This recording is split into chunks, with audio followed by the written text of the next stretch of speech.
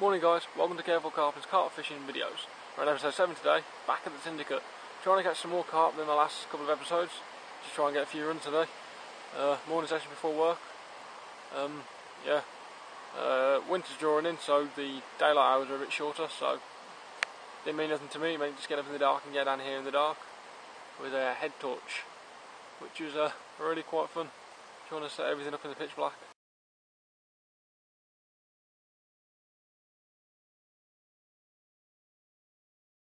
Absolutely scared stiffless, didn't know what was around me, kept hearing funny noises as if people were walking down, absolutely breaking it, but the light's coming up now and it's all good and I'm still alive.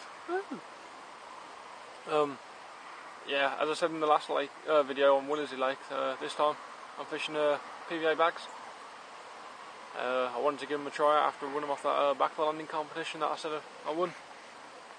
So I've stuck the right hand rod out on a 2 to 3 inch hook link, running lead inside a little PVA bag full of 4, 6 and 8mm pellets with a chunk of meat on. I also think this is going to help keep the meat on the hair rig, as in previous episodes I've lost meat on casts without knowing and left it out there for an hour, reeled in and nothing's on the end of it, so I reckon this is going to optimise my chances of catching on meat, because meat does catch on here when it stays on the hook, well on the hair rig, but when it comes off it's pointless. So this should definitely stay on the hair rig. On the left hand rod it's the same old couple of inch hook link, anti-angle sleeve, bit of putty to hold it all down on the braided hook link, coated with a pellet as the hair rig hook and the PVA stick of just small pellets on the stock into just put on the hook.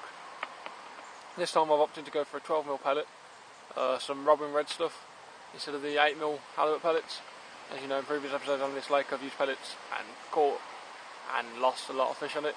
Probably most of the fish I've hooked have been pulled off, so I don't know what that was all about. I don't know, it's hook bait's too small, so I've gone for a bigger hook bait and see if that works. I mean, if I lose 2 fish on them pellets, I know that something's drastically wrong with how I'm fishing pellets, so I'll put meat on. So looking forward to today's session.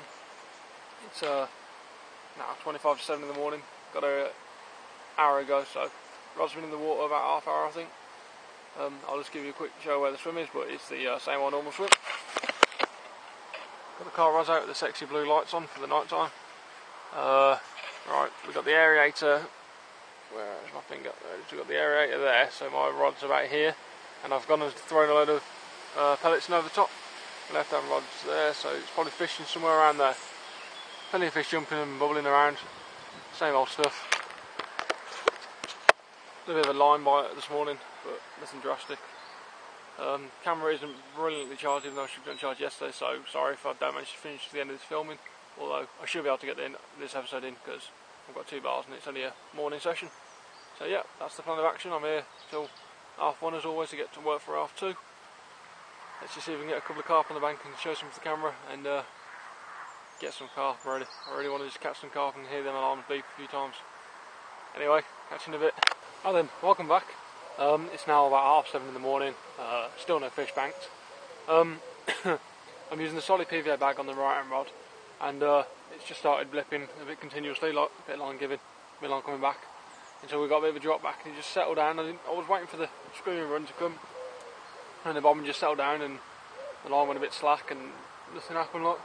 And the left hand rod started jigging about pretty quickly, like, but that never pulled off. So I was sitting there scratching my head. I looked at my left hand rod and the line was wrapped around the tip when I've gone through all the eyes a couple of weeks ago, so how the hell I haven't managed to pull that off the rest. I managed to land a fish with it and cast with it before, so that's pretty lucky. And the right hand rod I got pretty much done over by something. I'm waiting for that scream run, just didn't happen. I should have struck earlier. After leaving them out all that time, I managed to get all the meat off the hair rig and split the hook. Whether there was hooked I don't know, and just picking up the meat could have just been something small. It's quite a hefty chunk of meat though, so I don't know. Either way, just been done by something. And the you know when you've been done, because if you look at the silicone tubing that you put on the hook at the bottom to weight it, that was moved all the way back up the shank, like so. Pretty much got done over there. They're very active this morning. There's a lot moving. I've shifted my left hand rod into the margin on my left because there's quite a few bubbling around there, and that's what started knocking and going. And he's just done it again. That'd be nice for you guys. But it's fishing a slack line, so it might be a bit of wind carrying it. I'm not 100% sure. There's no wind. Yeah, so the left hand rod's slightly on to the margin, the right hand rod's still where it is with solid PVA bags. Quite fiddly to start because I've never done it before, but quite enjoying using them.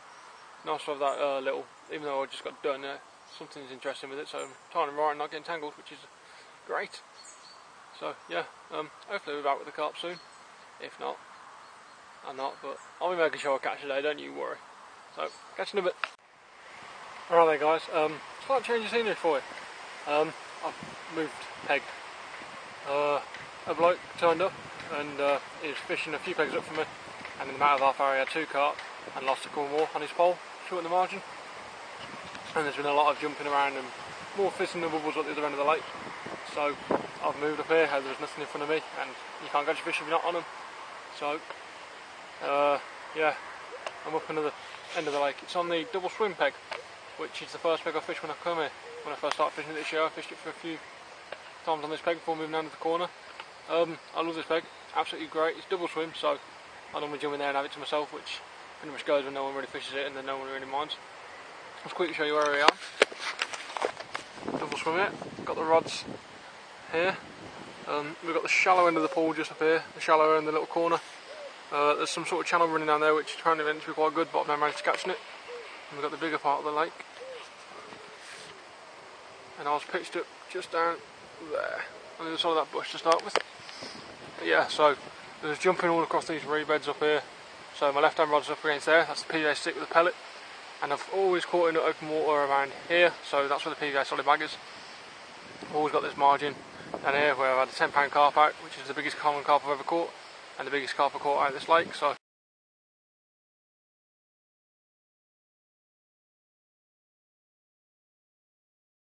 that was nice, that was down in that corner, so might have to try that again. The wind's blowing quite hard into that corner, so I might throw some bait in there and jump into it later, I don't know. It's getting a bit blowy, wind's in every direction, but hopefully we can pick up a run off there then. So yeah, hopefully we can get a carp.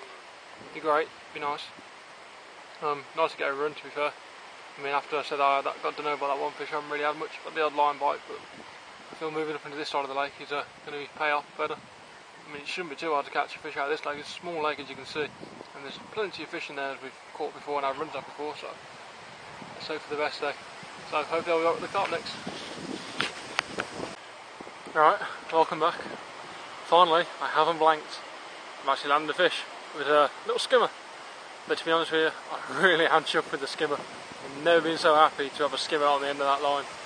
I know it's not a carp, but it's not a blank, is it? A fish is a fish. I changed the left hand rod from one of them 12mm Robin Reds down to one of the 8mm alot pellets, which are the ones that I've always split out. But I thought I'll risk it so I can get a run on that, and if I can land it, I'll land it. If I lose it, I've lost it. But this didn't seem interesting, the bigger baits, so I scaled down a bit, and I chucked it in a bit of a channel between the, you know where I said that channel was, I chucked it pretty much just in there, I think. I repositioned the rods a little bit more, that's fine in a sec. So yeah, the left hand rod was down by that channel bit. Jesus Christ, it's windy. And yeah, I've heard the alarm going a bit, and because there's been a bit of wind like this, it's been dragging the water into the line a bit because the tip's down under the water. So I left it to see if it was one of them, and the alarm didn't stop blipping. I shot up, looked over, bobbin dropped, just whacked up, picked up, and felt a bit of resistance on the end of it. So skimmer, finally. Oh, promising. If I get another couple of them, I'll be happy. If I get a carp, I'll be even more happy. Raining again now. Great, love this weather. Brilliant. Yeah. So as I said, I positioned the rods. I put them on the actual lake bed as the lake's down a bit. There's a bit of a area where I can just put the buzz bars in. So I've taken the pod apart and just put the buzz bars in at the end. Dip the tips under the water. The right hand rod with the PVA bag, and the meat's gone straight out into the middle of the lake. As good as right in the depth. See if anything will pick that up. And the halibut pellets in the channel a bit to my left, in between the other peg directly opposite me. Jesus Christ, that's wet.